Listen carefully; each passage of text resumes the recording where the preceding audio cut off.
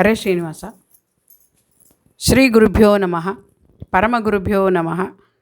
ಶ್ರೀಮದ್ ಆನಂದ ತೀರ್ಥ ಭಗವತ್ಪಾದಾಚಾರ್ಯ ಗುರುಭ್ಯೋ ನಮಃ.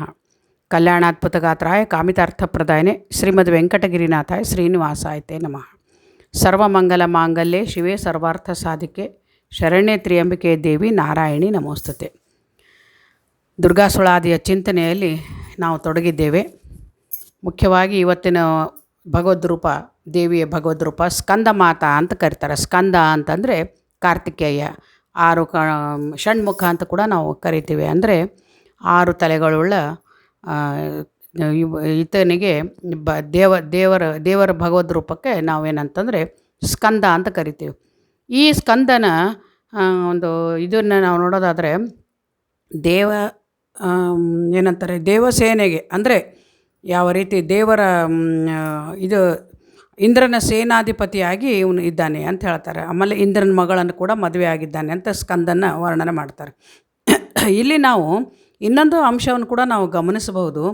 ಏನು ಅಂತಂದರೆ, ಸಾಮಾನ್ಯವಾಗಿ ನಮ್ಮ ಉಪಾಸನೆಯಲ್ಲಿ ಕೆಲವರು ಏನು ಹೇಳ್ತಾರೆ, ಯಾರು ಸರ್ವೋತ್ತಮ ಅನ್ನೋದನ್ನು ಕೆಲವರು ಒಬ್ಬೊಬ್ಬರು ಒಂದೊಂದು ರೀತಿ ಚಿಂತನೆ ಮಾಡ್ತಾರೆ. ಅದರಲ್ಲಿ ಸ್ಕಂದ ಕೂಡ ಒಬ್ಬನು. ಯಾಕಂದರೆ ದೇವಸೇನೆಗೆ ಅವನು ಸೇನಾಧಿಪತಿ ಅನ್ನೋ ದೃಷ್ಟಿಯಿಂದ ಸ್ಕಂದ ಸರ್ವೋತ್ತಮ ಅಂತ ಕೆಲವರು, ಅಂದರೆ ಸ್ಕಂದ ಒಂದು ಚಿಂತನೆ ಮಾಡೋರು. ಆಮೇಲೆ ಕೆಲವ್ರು ಏನಂತಂದರೆ ಗಣಪತಿಯೇ ದೊಡ್ಡವನು ಅಂತ ಪೂಜೆ ಮಾಡೋರು. ಆಮೇಲೆ ಕೆಲವ್ರು ಏನಂತಂದರೆ ಇದು ಅಂತ ಇರ್ತದೆ, ಅಂದರೆ ಶಕ್ತಿ ಸ್ವರೂಪಿಣಿಯಾದ ದೇವಿಯೇ ದೊಡ್ಡವಳು ಅಂತ ಚಿಂತನೆ ಮಾಡೋರು. ಮತ್ತು ಹರಿ ಸರ್ವೋತ್ತಮ ಅನ್ನೋರು ಕೆಲವರು, ಆಮೇಲೆ ಹರ ಸರ್ವೋತ್ತಮ ಅನ್ನೋರು ಕೆಲವರು, ಆಮೇಲೆ ಅಂದರೆ ಸೂರ್ಯ ನಮಗೆ ತ್ವಮೇವ ಪ್ರತ್ಯಕ್ಷ ಬ್ರಹ್ಮಾಸಿ ಅಂತ ಅವನೇನು ನಮಗೆ ಕಾಣಿಸ್ತಾ ಇದ್ದಾನೆ ಅವನೇ ಪ್ರತ್ಯಕ್ಷ ಬ್ರಹ್ಮ ಅಂತ ಕೂಡ ಚಿಂತನೆ ಮಾಡಿ, ಈ ರೀತಿ 6 ವಿಧದ ಉಪಾಸನೆಗಳನ್ನು ನಮ್ಮ ಭಾರತ ದೇಶದಲ್ಲಿ ನಾವು ನೋಡ್ತೀವಿ. ಅದರಲ್ಲಿ ಮುಖ್ಯವಾಗಿ ಇವತ್ತು ಸ್ಕಂದನ ಮಾತೆ, ಅಂದರೆ ಸ್ಕಂದನನ್ನು ಹೆತ್ತವಳು ಅಂತಂದರೆ ಇಲ್ಲಿ ಶಕ್ತಿ ಸ್ವರೂಪಿಣಿಯಾದ ತಾಯಿ ದೊಡ್ಡವಳು ಅನ್ನೋದು. ನಿನ್ನೆ ನಾವು ಕೂಷ್ಮಾಂಡನ ನೋಡಿದ್ವಿ, ಅವಳ ಸೃಷ್ಟಿಗೆ ಕಾರಣಳಾದವಳು ಇವತ್ತು ಜನಿಸಿದ ಅಂತ ಸ್ಕಂದನ ಮಾತೆ ಅಂತ ನಾವು ನೋಡಿದ್ವಿ. ನಿನ್ನೆ ಸುಳಾದಿಯಲ್ಲಿ ನಾವು ಏನು ವಿಚಾರ ಮಾಡ್ತಾ ಇದ್ವಿ ಅಂತಂದರೆ, ದುರ್ಗಾ ಸುಳಾದಿಯಲ್ಲಿ ಬಹಳ ದುರ್ಗಮಳಾದ ದುರ್ಗೆಯನ್ನು ನಮಗೆ ವಿಜಯದಾಸರ ಚಿಂತನೆಗೆ ಮಾಡಿಕೊಟ್ಟಿದ್ದಾರೆ. ಭಾಳ ಸಣ್ಣ ವಿಷಯಗಳನ್ನು ಹೇಳ್ತಾರೆ ನಮಗೆ. ದಿತಿ ಜಾತೆ ನಿಗ್ರಹೆ ರೌದ್ರೆ ನಿರ್ಧೂತ ಕಲ್ಮಶೆ, ಯಾವಾಗಲೂ ಏನಂತಂದರೆ ಸರ್ವ ದೋಷಗಳನ್ನು ಬಿಡಲ್ಪಟ್ಟವಳು, ಅವಳಿಗೆ ದೋಷಗಳು ಇಲ್ಲ ಅಂತ ಹೇಳ್ತಾರೆ. ಮತ್ತು ಪೂರ್ಣಬೋಧೆ ಅಂತಂದರೆ ಶ್ರೀಹರಿಯ ನಂತರ ಅನುಪಮ ಚರಿತ್ರೆ ಉಳ್ಳವಳು, ಪೂರ್ಣಬೋಧಳಾಗಿದ್ದಳು, ಪೂರ್ಣ ಅವತಾರ ತಾಳಿದವಳು ಅಂತ. ರೌದ್ರೆ ಅಂತಂದರೆ ತಮಗೆಲ್ಲ ಗೊತ್ತು, ರುದ್ರ ರೂಪ, ಅನೇಕ ಭೀಕರ ರೂಪದಿಂದ ಇದ್ದವಳು ಅಂತ ಅವಳನ್ನು ಸ್ತುತಿ ಮಾಡ್ತಾರೆ. ಆಮೇಲೆ ಅತಿಶಯ ರಕ್ತಜಿಹ್ವ ಲೋಲೆ ಮಾಣಿಕ್ಯ ಮಾಲೆ ಅಂತ ಕೇಳ್ತಾರೆ. ಜಿತಕಾಮೆ ಜನನ ಮರಣರಹಿತೆ ಖ್ಯಾತೆ. ಅತಿಶಯ ರಕ್ತಜಿಹ್ವ ಲೋಲೆ, ರಕ್ತಜಿಹ್ವ ಅಂತಂದರೆ ಜಿಹ್ವ ಅಂದ್ರೆ ನಾಲಿಗೆ ರಕ್ತದಿಂದ ಕೂಡಿದೆ ಅಂತ ಹೇಳ್ತಾರೆ. ಅಂದರೆ ಯಾರು ಹರಿಯನ್ನು ದ್ವೇಷ ಮಾಡ್ತಾರೋ ಅವರ ಸಂಹಾರದಲ್ಲಿ ಏನು ಮಾಡ್ತಾಳೆ ಅಂತಂದರೆ ಅದನ್ನು ನಾಲಿಗೆ ನಾವು ನೋಡ್ತೀವಿ. ರಾಮಾಯಣದಲ್ಲಿ ಒಂದು ಇದರಲ್ಲಿ ಏನಂತಂದರೆ ಯುದ್ಧದ ಪ್ರಸಂಗ, ರಾವಣರ ಯುದ್ಧದ ಪ್ರಸಂಗದೊಳಗೆ ರಾವಣ ಏನು ಮಾಡ್ತಾನೆ ಅಂತಂದರೆ ಅವನು ಕೂಡ ರಕ್ತ ಬೀಜಾಸುರರಂತಲೇ ನಾವು ಚಿಂತನೆ ಮಾಡ್ತೀವಿ. ಅವನು ತನ್ನ ಮೂಲ ಬಲವನ್ನು ಸ್ಮರಣೆ ಮಾಡ್ತಾನಂತೆ. ಮೂಲ ಬಲ ಸ್ಮರಣೆ ಮಾಡಿದರೆ ಅನೇಕ ಕೋಟ್ಯಾನ್ಗಟ್ಟಲೆ ರಾವಣರು ಹುಟ್ಟುತ್ತಾರಂತೆ. ಅದರಂತೆ ತಂಡವಾಗಿ ರಾವಣರು ಬರ್ಲಿಕ್ಕೆ ಶುರು ಮಾಡಿಬಿಡ್ತಾರಂತೆ. ಆವಾಗ ಇವಳೆಲ್ಲರನ್ನು ಸಂಹಾರ ಮಾಡೋದು ದುರ್ಗಾ ತಾನು ಬಂದು ನಿಲ್ತಾಳಂತೆ ಭಗವಂತನಿಗೆ ಮುಂದೆ, ರಾಮದೇವರಿಗೆ ಮುಂದೆ ತಾನು ಬಂದು ನಿಂತು ಯುದ್ಧದಲ್ಲಿ ತಾನು ಜಯಿಸ್ಲಿಕ್ಕೆ ನಿಂತು ಏನು ಮಾಡ್ತಾಳೆ ಅಂತಂದರೆ ಅವ್ರನ್ನ ಕ್ಷಣ ಮಾತ್ರದಲ್ಲಿ, ಅವಳು ಕೂಡ ಮಾಯಾ ವಿದ್ಯೆ ಬಲ್ಲವಳು. ಅವನು ನರನಂತೆ ಬಂದು ರಾಮ ಸುಮ್ಮನೆ ನಿಂತರೆ ಇವಳೇನಂತಂದ್ರೆ ತಾನು ಅದಕ್ಕೆ ನಿಗ್ರಹ ಮಾಡಲಿಕ್ಕಂತ ಮುಂದೆ ನಿಂತು ಯುದ್ಧ ಮಾಡಿ ಏನು ಮಾಡ್ತಾಳೆ ಅಂತಂದ್ರೆ ಎಲ್ಲರನ್ನೂ ಸಂಹಾರ ಮಾಡ್ತಾ ಹೋಗ್ತಾಳಂತೆ. ಆ ಸಂಹಾರ ಮಾಡಿದರೆ, ಒಬ್ಬ ರಾವಣನ ಸಂಹಾರ ಮಾಡಿದರೆ ಅಥವಾ ಅವನು ಒಂದು ತಲೆ ತೆಗೆದು ಹಾಕಿದರೆ ಅದರ ರಕ್ತದಿಂದ ಮತ್ತೆ ಅನೇಕ ರಾವಣರು, ಈ ರೀತಿ ಮೂಲ ಬಲ ಬರೆದು ನೋಡಿ ಅದನ್ನು ತಾನು ಇಡೀ ರಣರಂಗವೆಲ್ಲ ಏನಂತಂದ್ರೆ ಎಷ್ಟು ವಿಶಾಲನೋ ಅಷ್ಟು ರಣರಂಗದ ತುಂಬ ವ್ಯಾಪ್ತವಾಗುವಷ್ಟು ತನ್ನ ನಾಲಿಗೆಯನ್ನು ಚಾಸ್ತಾಳಂತೆ. ಅದನ್ನೇ ಹೇಳ್ತಾ ಇರೋದಿಲ್ಲಿ, ರಕ್ತಜಿಹ್ವ ಲೋಲೆ ಮಾಣಿಕ್ಯ ಮಾಲೆ, ಅತಿಶಯ ರಕ್ತಜಿಹ್ವ ಲೋಲೆ. ಅಂದರೆ ಆ ಜಿಹ್ವೆ ಹೆಂಗಿದೆ ಅವಳದಂದ್ರೆ ಚಂಚಲೆ ಆದ, ಎಲ್ಲಿ ಬಂತು ಅಲ್ಲೇ ನಾವು ನೋಡ್ತೀವಿ ಅತ್ಯಂತ ಸಾಫ್ಟಾಗಿ ಪೂರ್ಣ ಇಡೀ ರಣರಂಗ ಪೂರ್ಣ ಹಬ್ಬಿ ಒಂದು ಹನಿ ಕೆಳಗೆ ರಕ್ತ ಬೀಳದಂತೆ ತಾನು ಅದನ್ನು ನಿಗ್ರಹ ಮಾಡಿ ಅದನ್ನು ರಕ್ತವನ್ನು ತನ್ನ ನಾಲಿಗೆ ಮೇಲೆ ಧಾರಣೆ ಮಾಡ್ತಾಳೆ. ಚಂಚಲವಾದ ಹಾಗೂ ವಿಲಾಸವಾದ ಅಗಲವಾದ ಚಾಚಿದ ನಾಲಿಗೆ ಉಳ್ಳವಳಂತ ಅತಿಶಯ ರಕ್ತ ಜಿಹ್ವ ಲೋಲೆ ಮಾಣಿಕ್ಯ ಮಾಲೆ ಅಂತ ಕರೀತಾರೆ ಇವಳನ್ನು. ಮಾಣಿಕ್ಯ ಮಾಲೆ ಅಂತಂದ್ರೆ ಕೊರಳಲ್ಲಿ ಕೆಂಪಾದ ಮಣಿಗಳನ್ನು ಧಾರಣೆ ಮಾಡಿದಂಥವಳು. ಜಿತಕಾಮೆ ಜನನ ಮರಣರಹಿತ ಖ್ಯಾತೆ. ಜಿತಕಾಮೆ ಅಂತಂದ್ರೆ ಕಾಮನೆಗಳನ್ನು ಗೆದ್ದವಳು, ಅಂದರೆ ಕಾಮನ ತಾಯಿಯಾದ ಇವಳು ಕಾಮನೆಗಳನ್ನು ಗೆದ್ದವಳು. ಅವಳೇನಂತಂದರೆ ಬ್ರಹ್ಮಚಾರಿಣಿ ಅಂತ ಕೂಡ ನಾವು ರೂಪ ನೋಡಿದ್ವಿ. ಯದ್ಯಪಿ ಅವಳು ಕೂಡ ಮಹಾ ತಪಸ್ವಿನಿ. ಅವಳನ್ನು ನಾವು ಬಹಳ ಯಾವ ರೀತಿ ನಾವು ಚಿಂತನೆ ಮಾಡ್ತೀವೋ ಆ ಗುಣವನ್ನು ನಮಗೆ ದೇವಿ ಕೊಡ್ತಾಳೆ. ಆದ್ದರಿಂದ ನಾವು ಆದಷ್ಟು ಸಾತ್ವಿಕ ಸ್ವಭಾವವನ್ನು ನಾವು ಚಿಂತನೆ ಮಾಡಬೇಕು. ಆದರೂ ಕೂಡ ಈ 10 ರಾತ್ರಿಗಳಲ್ಲಿ ಏನಂತಂದರೆ ದಶರಾತ್ರಿ ಅನ್ನೋ ಅರ್ಥ ಏನಂತಂದರೆ ಅದು 10 ರಾತ್ರಿಗಳಲ್ಲಿ ಅವಳು ಈ ರೀತಿ ಚಂಚಲಳಾಗಿದ್ದು ದೈತ್ಯರ ನಿಗ್ರಹಕ್ಕಾಗಿ ರಾತ್ರಿ ರಾತ್ರಿ ಸಂಚಾರ ಮಾಡ್ತಾ ಇರೋದಕ್ಕೆ ಏನಂತಂದರೆ ಘೋರ ರೂಪವನ್ನು ಧಾರಣೆ ಮಾಡಿದ್ದಾಳೆ. ಜನನ ಮರಣ ರಹಿತ ಖ್ಯಾತಿ ಅಂದರೆ ಅವಳು ನಿತ್ಯ ಮುಕ್ತಳು. ಅವಳು ಕೂಡ ಭಗವಂತನಂತೆ ಅವಳು ಕೂಡ ಜನಿಸಿಲ್ಲ, ಅವಳು ಕೂಡ ಶುಕ್ಲ ಶೋಣಿತ ರಹಿತೆ ಇದ್ದಾಳೆ. ಜನನ ಮರಣ ರಹಿತೆ ಖ್ಯಾತೆ, ಅನಂತ ಕಾಲದಿಂದ ಅವಳು ಇದ್ದವಳೆ ಎಂದು ಅವಳಿಗೆ ಪ್ರಳಯ ಕಾಲದಲ್ಲಿ ಕೂಡ ಅವಳಿಗೆ ಏನಂತಂದರೆ ಈ ಭಗವಂತನ ಸಾನ್ನಿಧ್ಯನೇ ಒಂದು ಮೋಕ್ಷ ಅಂತ ಕರೆಸ್ಕೊಳ್ತದೆ ಹೊರತಾಗಿ ಅವಳು ಕೂಡ ನಿತ್ಯ ಮುಕ್ತಳು ಅಂತ ಕರೆಯಲ್ಪಡ್ತಾಳೆ. ಮತ್ತು ಘೃತಪಾತ್ರ ಪರಮಾನ ತಾಂಬೂಲ ಹಸ್ತೆ. ಘೃತಪಾತ್ರ ಪರಮಾನ ಅಂದರೆ ಭಗವಂತನ ನೈವೇದ್ಯಕ್ಕಾಗಿ ಶ್ರೀಹರಿಗೆ ಸಮರ್ಪಣೆ ಮಾಡಲಿಕ್ಕೆ ಅಂತಂದು ತಾನು ಒಂದು ಕೈಯಲ್ಲಿ ತುಪ್ಪ ತುಂಬಿದ ಪಾತ್ರೆಯನ್ನು ಹಿಡ್ಕೊಂಡು ಬರ್ತಾಳಂತ ನೋಡ್ರಿ. ಅದು ತಾನು ಕೂಡ ಸ್ವತಃ ತುಪ್ಪಕ್ಕೆ ಅಭಿಮಾನಿಯಾಗಿದ್ದಾಳೆ. ಲಕ್ಷ್ಮೀದೇವಿ ಕೂಡ ನಾವು ಭೋಜನ ಸಂಧಿಯಲ್ಲಿ ನಮಗೆ ಜಗನ್ನಾಥ ದಾಸರು ತಿಳಿಸ್ಕೊಡ್ತಾರೆ, ತುಪ್ಪಕ್ಕೆ ಅಭಿಮಾನಿ ಯಾರು? ಲಕ್ಷ್ಮೀದೇವಿಯೇ. ಅದರಂತೆ ದುರ್ಗಾಭೂತ ಸೇವಾ ಪದಾರ್ಥಂ ಪಾದ ಸೇವಾರ್ಥಂ ತಾಂಬೂಲಂ ಭೋಗ ಸಾಧನಂ ಅಂತ ಆಗ್ನೇಯ ಪುರಾಣ ಹೇಳ್ತದಂತೆ. ಈ ರೀತಿ ಅವಳೇನಂತಂದರೆ ತಾಂಬೂಲ ಹಸ್ತ, ಕೈಯಲ್ಲಿ ತಾಂಬೂಲವನ್ನು ತಗೊಂಡು ಅದನ್ನೇನಂದ್ರೆ ಭಗವಂತನಿಗೆ ಸಮರ್ಪಣೆ ಮಾಡಲಿಕ್ಕೆ ಬಂದು ತಾನು ಅದರ ರಸವನ್ನು ಸ್ವೀಕಾರ ಮಾಡಿ ಎಲ್ಲ ಭಕ್ತರಿಗೆ ಕೂಡ ಉಣಿಸ್ತಾಳೆ ಅಂತ ಹೇಳ್ತಾರೆ. ಆಮೇಲೆ ನಾವು ನೋಡ್ತೀವಿ ವಾದಿರಾಜರ ಪ್ರಭುಗಳೇನಂದ್ರೆ ಶ್ರೀಶ ದರ್ಪಣದಲ್ಲಿ ಏನಂತ ಕರೀತಾರೆ ಅವಳು ಅಂತಂದರೆ ಘೃತಪ್ರತೀಕಾಂ ತ್ವಾಂ ನಿತ್ಯಂ ಘೃತಪೂರ್ಣ ಅನ್ನದಾಯಿನಿಂ ಅಂತ ಶ್ರೀಶ ಗುಣ ಘೃತ ಪ್ರತೀಕಾರಾಧಿತಾಂಗ್ರಿ ಸರೋಜ ಸುರರಾಜ ಅಂತ ಹರಿಕಥಾಮೃತ ಸಾರದಲ್ಲಿ ಕೂಡ ಬರ್ತದೆ. ಅಂದರೆ ಇವಳೇನಂತಂದ್ರೆ ಘೃತ ತುಪ್ಪದ ಒಂದು ಪ್ರತೀಕ ರೂಪವಾಗಿ ಇದ್ದಾಳೆ. ಪತಿವ್ರತೆ ಅಂತಂದ್ರೆ ಅತ್ಯಂತ ಪತಿಯನ್ನು ತಾನೇ ಹತ್ತಿರ ನಿಂತು ಸ್ವಯಂ ಸೇವೆ ಮಾಡೋದ್ರಿಂದ ಪತಿವ್ರತೆ. ಕೋಟಿ ಕೋಟಿ ಭೃತ್ಯರಿರಲು ಕೂಡ ತಾನೇ ಭಗವಂತನ ಸೇವೆಯನ್ನು ಮಾಡ್ತಾಳೆ.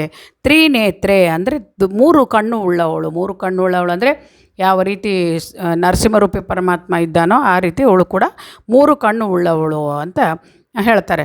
ಆಮೇಲೆ ರಕ್ತಾಂಬರೆ ರಕ್ತದ ವರ್ಣಗಳನ್ನು ಧರಿಸಿದವಳು.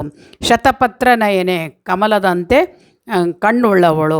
ನಿರುತ ಕನ್ಯೆ ಅಂತ ಅಂತಾರೆ. ನಿರುತ ಕನ್ಯೆ ಇದೇನು ಅರ್ಥ ಅಂತಂದರೆ ಇದನ್ನು ನೋಡಿ, ಅದಕ್ಕೆ ಒಂದೊಂದು ನಾಮಗಳ ಪ್ರತ್ಯೇಕವಾಗಿ ಚಿಂತನೆ ಯಾಕೆ ಅಂತಂದರೆ ಅವಳ ಗುಣರೂಪ ಕ್ರಿಯೆಗಳ ನಮಗೆ ಅನುಸಂಧಾನ ಬರಬೇಕು. ಸುಮ್ಮನೆ ನಾವು ದುರ್ಗಾ ಸುಳಾದಿ ಓದಿದಂಗಲ್ಲ. ಅಲ್ಲಿ ನಾವು ಇದು ಅಂದ ತಕ್ಷಣವೇ ನಮ್ಗೆ ಅವಳ ಚಿಂತನೆ, ಅವಳು ಮಾಡಿದ ಒಂದು ಅಗಾಧ ಕಾರ್ಯಗಳ ವೈಖರಿಗಳು ನಮಗೆ ನೆನಪಿಗೆ ಬರಬೇಕು. ಕನ್ಯಾಕುಮಾರಿ ಅಂತ ನಾಮಕಳಾಗಿ ಕನ್ಯಾ ರೂಪವನ್ನು ಧಾರಣ ಮಾಡ್ಯವಳು ಅಂತ ಹೇಳ್ತಾರೆ. ನಾವು ನೋಡ್ತೀವಿ ಕನ್ಯಾಕುಮಾರಿ ಅಂತ ಇದರಲ್ಲಿ ಕೂಡ ಸಮುದ್ರದ ತಟದಲ್ಲಿ ಕನ್ಯಾಕುಮಾರಿಯ ಒಂದು ಪ್ರತಿಮೆ ಕೂಡ ಇದೆ. ಅದು ಪಾರ್ವತಿ ಅಂತ ಹೇಳ್ತಾರೆ. ದುರ್ಗಾದೇವಿಯು ಕನ್ಯಾಕುಮಾರಿಯ ರೂಪ ಧರಿಸಿ ಬಂದ್ಲು ಅಂತ ಹೇಳ್ತಾರೆ. ಯಾಕೆ ಅಂತಂದರೆ ಒಬ್ಬ ಬಾಣ ಅನ್ನುವ ಅಸುರ ಏನಂತಂದ್ರೆ ಬ್ರಹ್ಮದೇವರ ವರದಿಂದ ಏನಂತಂದ್ರೆ ಅವಧ್ಯನಾಗಿ ಇರ್ತಾನೆ. ತುಂಬ ಎಲ್ಲರಿಗೆ ಸಜ್ಜನರಿಗೆ ಉಪಟಳ ಕೊಡ್ತಾ ಇರ್ತಾನೆ. ಲೋಕಪೀಡಿತನಾದ ಅವನಿಗೆ ಏನಂತಂದರೆ ಅವಧ್ಯನಾಗಿದ್ದವನು ವರ ಪಡೆದು ಅವನೇನಂತಂದರೆ ಏನು ಮಾಡಬೇಕು, ದೇವತೆಗಳಿಗೆಲ್ಲ ತುಂಬ ತೊಂದರೆ ಆಗ್ಬಿಡ್ತದೆ. ಆವಾಗ ಏನಾಗ್ತದೆ ಅಂತಂದರೆ ಇವರೆಲ್ಲ ಒಂದು ಯಜ್ಞ ಮಾಡ್ತಾರಂತೆ. ದೇವತೆಗಳೆಲ್ಲ ಭಗವಂತನ ಆಜ್ಞೆ ಅಂತ ಒಂದು ಯಜ್ಞ ಮಾಡ್ತಾರೆ. ಆ ಯಜ್ಞದಲ್ಲಿ ಅಗ್ನಿಯ ಮಧ್ಯದಿಂದ ಒಂದು ಕನ್ಯಾ ರೂಪವನ್ನು ಧಾರಣೆ ಮಾಡಿ ದುರ್ಗಾದೇವಿ ಬರ್ತಾಳಂತೆ. ದುರ್ಗಾದೇವಿ ಬಂದು ತಾನು ಏನು ಮಾಡ್ತಾಳೆ ಅಂದರೆ ಸುಮ್ಮನೆ ಒಂದು ನೆಪ ಮಾತ್ರಕ್ಕೆ ಏನು ಹೇಳ್ತಾಳೆ, ರುದ್ರದೇವರನ್ನು ಮದುವೆ ಆಗಲಿಕ್ಕೆ ಬರ್ತಾ ಇದ್ದಾಳೆ ಅಂತ ತೋರಿಸ್ತಾರೆ. ರುದ್ರದೇವರನ್ನು ಮದುವೆ ಆಗಲಿಕ್ಕೆ ಬರ್ತಾ ಇದ್ದಾಗ ನಿಮ್ಮ ಮದುವೆಯನ್ನು ನಿಶ್ಚಿತ ಮಾಡ್ತಾರೆ. ನಿಶ್ಚಿತ ಮಾಡಿ ಬರ್ತಿರುವಾಗ ದೇವತೆಗಳೆಲ್ಲ ಏನಂತಂದರೆ ರುದ್ರದೇವರನ್ನು ಪಾಣಿಗ್ರಹಣ ಮುಹೂರ್ತ ಮೀರಿ ಹೋಗಿಬಿಡ್ತದೆ. ಮೀರಿದದಕ್ಕೆ ರುದ್ರದೇವರು ಅಲ್ಲೇ ನಿಲ್ತಾರೆ ಅಂತ ಹೇಳ್ತಾರೆ. ಸುಮ್ಮನೆ ಇದು ಎಲ್ಲ ಭಗವಂತನ ಒಂದು ಸಂಕಲ್ಪ ಅಷ್ಟೇ. ಯಾಕೆ ಅಂತಂದರೆ ಅಲ್ಲಿರೋಳು ಯಾರು ಸಾಕ್ಷಾತ್ ಲಕ್ಷ್ಮೀದೇವಿ ಆದ್ದರಿಂದ ರುದ್ರದೇವರ ಜೊತೆಗೆ ಮದುವೆ ಇರಲ್ಲ. ಸುಮ್ಮನೆ ನೆಪ ಮಾತ್ರಕ್ಕೆ ಅದನ್ನು ಮಾಡ್ತಾ ಇರ್ತಾರೆ. ಈ ಮುಹೂರ್ತ ಮೀರಿ ಹೋದ್ದರಿಂದ ರುದ್ರದೇವರು ಅಲ್ಲೇ ನಿಂದು ಬಿಡ್ತಾರೆ. ಅವ್ರ ಮದುವೆ ಆಗಲ್ಲ. ಕನ್ಯಾಂದು ಹಾಗೂ ರುದ್ರದೇವರ ಮದುವೆ ಆಗಲ್ಲ.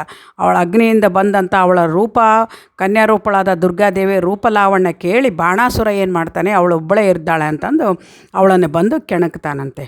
ಕೆಣಕಿದಾಗ ಕೆರಳಿದ ದೇವಿ ಏನಂತಂದ್ರೆ ಅವನನ್ನು ಸಂಹಾರ ಮಾಡ್ತಾಳೆ. ಕನ್ಯಾರೂಪದಿಂದಲೇ ಸಂಹಾರ ಮಾಡಿ ಕನ್ಯಾಕುಮಾರಿ ಅಂತ, ಅದಕ್ಕೆ ನಿರುತ ಕನ್ಯೆ ಅಂದರೆ ಮದುವೆ ಆಗದೆ ನಿಂತದಕ್ಕೆ ಅವಳಿಗೆ ನಿರುತ ಕನ್ಯೆ ಅಂತಲೇ ಪೂಜೆ ಮಾಡ್ತಾರೆ. ನಿರುತ ಕನ್ಯೆ, ಕುಮದ, ಚಂಡಿಕಾ, ಕೃಷ್ಣ, ಮಾಧವಿ ಅಂತ ಈ ರೀತಿ ಭಾಗವತದಲ್ಲಿ ನಾವು ಹೇಳ್ತೀವಿ. ಅವ್ರನ್ನ ಹಾರಶೋಭಿತ ಸರ್ವಾಂಗಿ ಮುಕುಟೋಜ್ಜಲ ಭೂಷಿತ ಕನ್ಯೈವ ಸಾಭವ ನಿತ್ಯಂ ದಿವ್ಯ ದೇವೈರಭಿಷ್ಠುತ ಅಂತ ಹರಿವಂಶ ಕೂಡ ಹೇಳ್ತದೆ. ನಮಸ್ತು ವರದೆ ಕೃಷ್ಣೆ ಕುಮಾರಿ ಬ್ರಹ್ಮಚಾರಿಣಿ ಅಂತಂದು ಈ ರೀತಿ ಕನ್ಯಾಕುಮಾರಿಯನ್ನು ಎಲ್ಲರೂ ಸ್ತುತಿ ಮಾಡ್ತಾರೆ. ಅವಳನ್ನೇನಂತಂದರೆ ಮತ್ತು ಮುಂದೆ ಹೇಳ್ತಾರೆ ಕನ್ಯಾಕುಮಾರಿಯ ಒಂದು ರೂಪವನ್ನು ನಿವೃತ್ತ ಕನ್ಯೆ ಉದಯಾರ್ಕ ಶತಕೋಟಿ ಸನ್ನಿಭೆ ಹರ್ಯಾಂಕ ಸಂಸ್ಥೆ. ಉದಯಾರ್ಕ ಅಂದರೆ ಉದಯಿಸುವಂತಹ ಸೂರ್ಯನಂತೆ ಕೋಟಿ ಪ್ರಭೆ ಉಳ್ಳವಳು, ಮತ್ತು ಚಂದ್ರನಂತೆ ಶೀತಲ ಕಾಂತಿ ಉಳ್ಳವಳು, ಮತ್ತು ಯಜ್ಞನಾಮಕಳಾಗಿ ಹರ್ಯಾಂಕ ಸಂಸ್ಥೆ ಅಂದರೆ ಹರಿಯ ತೊಡೆಯ ಮೇಲೆ ಸನ್ನಿಹಿತಳಾಗಿದ್ದವಳು ಅಂತ ನಾವು ಹೇಳ್ತೀವಿ. ಯಜ್ಞನಾಮಕ ಪರಮಾತ್ಮನ ಜೊತೆಯಾಗಿ ಯಾವಾಗಲೂ ಇರೋಳು. ನಾವು ಭಗವದ್ ರೂಪಗಳನ್ನು ಚಿಂತನೆ ಮಾಡೋದು ಲಕ್ಷ್ಮೀದೇವಿದು ಎಡಗಡೆ ಬಲಗಡೆ ಎರಡು ಶ್ರೀದೇವಿ ಭೂದೇವಿ ಅಂತ ಚಿಂತನೆ ಮಾಡ್ತೀವಿ. ದುರ್ಗಾದೇವಿ ಕೂಡ ಸನ್ನಿಹಿತಳಾಗಿ ಅಲ್ಲಿ ಇರ್ತಾಳೆ. ಇವಳೇನಂತಂದರೆ ಸಕಲ ವೇದಕ್ಕೆ ಅಭಿಮಾನಿಯಾಗಿ ಯಜ್ಞನಾಮಕನ ಪರಮಾತ್ಮನ ಜೊತೆಗೆ ಸನ್ನಿಹಿತಳಾಗಿದ್ದಾಳೆ. ಇವಳೇ ಯಜ್ಞನಾಮಕಳು ಅಂತ ಕೂಡ, ಯಜ್ಞಾಭಿಮಾನಿ ಅಂತ ಕೂಡ ಕರೆಸ್ಕೊಳ್ತಾರೆ. ಅದಕ್ಕೆ ಶ್ರುತಿ ತತಿ ನುತೆ ಅಂದರೆ ಶ್ರುತಿಗಳೆಲ್ಲ ಇವಳನ್ನು ಕೊಂಡಾಡ್ತಾ ಇವೆ. ಶುಕ್ಲ ಶೋಣಿತ ರಹಿತೆ ಅಂದರೆ ಇವಳು ಕೂಡ ಅಪ್ರಾಕೃತ ದೇಹ ಉಳ್ಳವಳು. ಹರಿಯಂತೆ ಇದ್ದದಕ್ಕೆ ಅವಳಿಗೆ ನಿತ್ಯದಲ್ಲಿ ಶುಕ್ಲ ಶೋಣಿತವಾದ ಪ್ರಾಕೃತ ನಮ್ಮಂತೆ ರಕ್ತ ಮಾಂಸಗಳಿಂದ ಕೂಡಿದ್ದಾಗಲಿ ಅಥವಾ ತಂದೆ ತಾಯಿಯಿಂದ ಜನಿಸಿದವಳು ಇವಳು ಕೂಡ ಭಗವಂತನಂತೆ ಇವಳು ಕೂಡ ಅಪ್ರಾಕೃತಳು ಹಾಗೂ ಶುಕ್ಲ ಶೋಣಿತ ರಹಿತಳು ಅಂತ ಇದು ವೇದಗಳು ಹೇಳ್ತದೆ. ಅಪ್ರತಿಹತೆ ಅಂದರೆ ಯಾರೂ ಅವಳನ್ನು ತಡಿಲಿಕ್ಕೆ ಸಾಧ್ಯ ಇಲ್ಲದಂಥವಳು.